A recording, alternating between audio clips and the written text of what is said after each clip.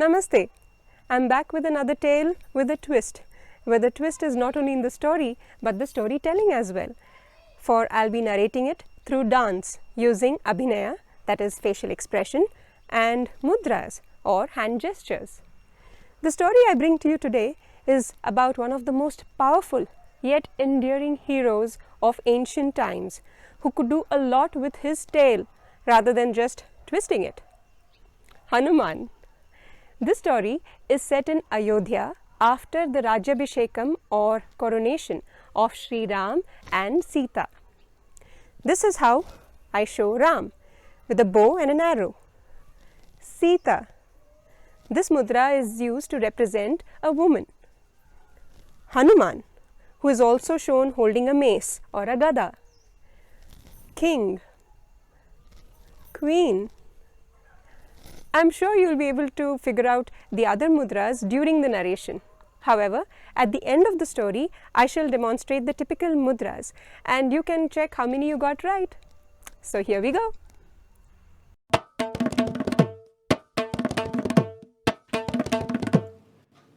It was that time when the people of Ayodhya were brimming with happiness and contentment under the affectionate care of King Ram and Queen Sita. It had been a while since Ram, Sita and Lakshman had returned from 14 years of exile, during which the demon king Ravan had been vanquished by Ram. The mighty Hanuman had played a vital role in assisting Ram during that period.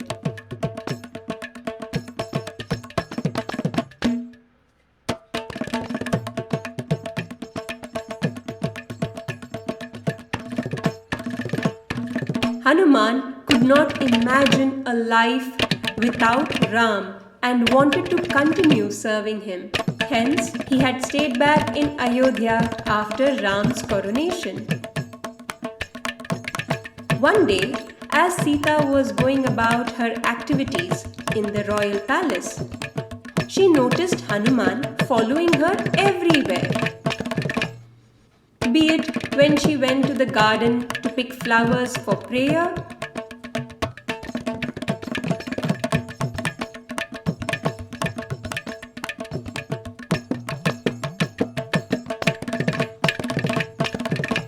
be it when she went to meet her three sisters,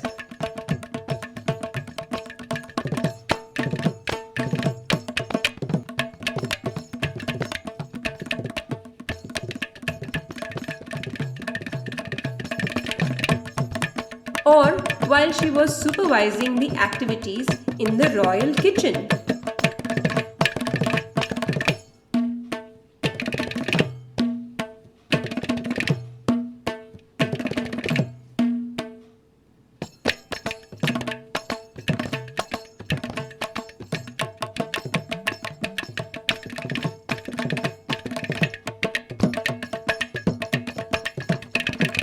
Hanuman followed Sita with a curious look on his face.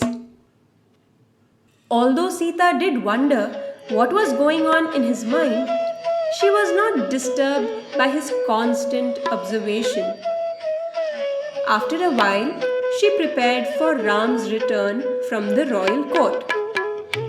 With Hanuman continuing to stare at her every move, Sita applied sindoor or vermilion along the parting of her hair. Hanuman quickly walked up to her, his eyes fixed on the red mark. Smilingly, Sita expressed that the sindoor was her most valued ornament that signified her unconditional love, respect and commitment to Lord Ram. At this point, everything froze for Hanuman. Only Sita's words were ringing in his ears. The whole day he had followed Sita like a shadow, observing her every move. The effort had been worth it. He now had the perfect plan to express his unconditional love and respect for his Lord. Without another word, Hanuman ran out of the chamber, leaving a perplexed Sita wondering what had just happened. Hanuman ran at a great speed into the streets of Ayodhya and up to the marketplace. His destination was the storehouse of the merchant who sold the best sindoor or vermilion. Seeing the respectable hero Hanuman, the merchant stood up to receive him. However, Hanuman wordlessly walked past him.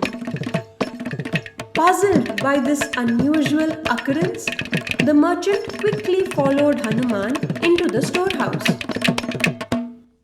To his amazement, Hanuman ripped open a sack of the famed vermilion and mixed a huge pile of it with oil in a large container. He then smeared that red paste on every inch of his body.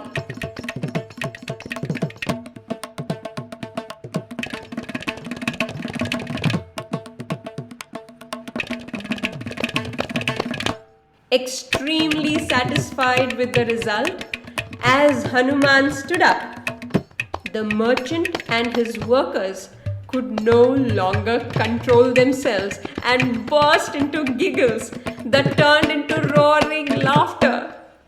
Nonetheless, Hanuman walked out of the storehouse with a content smile and eyes gleaming with anticipation.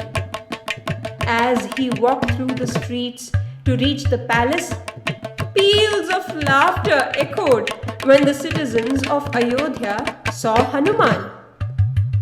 No one could understand what was on his mind. They just found the scene very funny. Hanuman remained focused on his goal and ignored them. Soon he entered the royal courtroom where a serious conference was in progress. The moment Lord Ram noticed Hanuman, he chuckled right in the middle of an important discussion. The stunned courtiers followed his gaze and saw Hanuman standing there, fully coated in red. In no time, laughter echoed through the courtroom, with ministers mocking Red Hanuman. Finally, Ram asked Hanuman about the secret behind his new look. With a beaming smile, Hanuman replied that having followed Mother Sita the whole day, he had discovered a unique way to please the Lord, applying vermilion. If a little red mark on the parting of Mother Sita's hair could signify so much, then it would surely delight the Lord beyond imagination to see his humble devotee completely covered in red. The mocking courtiers were silenced by the devotion behind Hanuman's childlike behavior. Lord Ram was immensely touched by Hanuman's devotion and embraced him.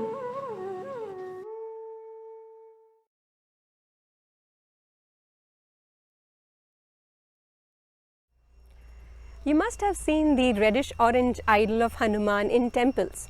Well, this story is one of the various versions explaining the reason behind the color of Hanuman's idol. Although this story depicts Hanuman behaving in a childlike manner, he was actually wise and sensible beyond compare. And the seemingly childish acts in his life story were actually meant to convey valuable lessons to people on faithfulness, courage and devotion. Take this story for instance. Based on the amazing ways in which Hanuman helped Ram find Sita and fight against Ravan, the people of Ayodhya looked upon Hanuman as this hero who could do anything with his powers. Hanuman, however, didn't feel pressurized to keep up this image. He continued to do what he truly believed in, irrespective of what others thought of him. While making various choices in our life, right from how we look to what profession we pursue, we are often pressurized by what others might think or say about us.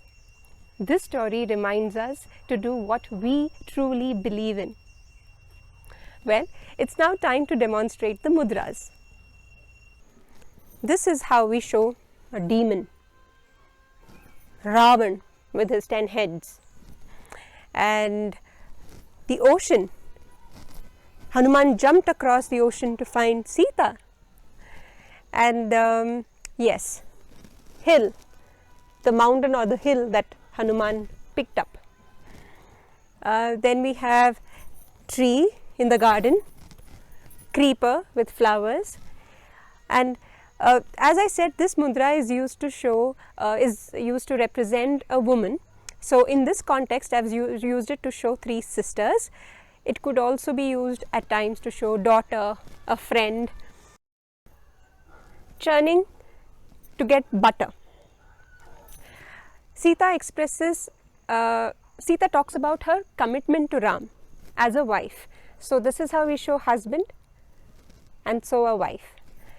And yes, this is used to show any building, and I have used it in the context of a palace or the court. I'm sure you must have got most of them right, if not all.